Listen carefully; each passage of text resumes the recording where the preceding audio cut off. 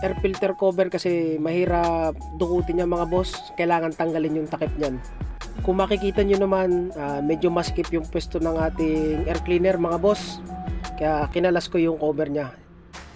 So kung makikita nyo naman yung itsura ng ating air filter, so sobrang dumi na mga boss. So advice ko lang, every 20,000 km magpalit tayo ng ating mga air cleaner.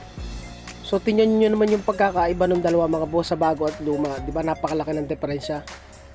So bago natin ikabit yung bago nating air cleaner mga boss, so punasan natin ng basahan yung kanyang housing para malinis nating mabuti. So ayan, pwede na natin ikabit yung ating bagong air cleaner mga boss. So same procedure lang mga boss kung paano natin kinalas, so ganun din natin ibabalik.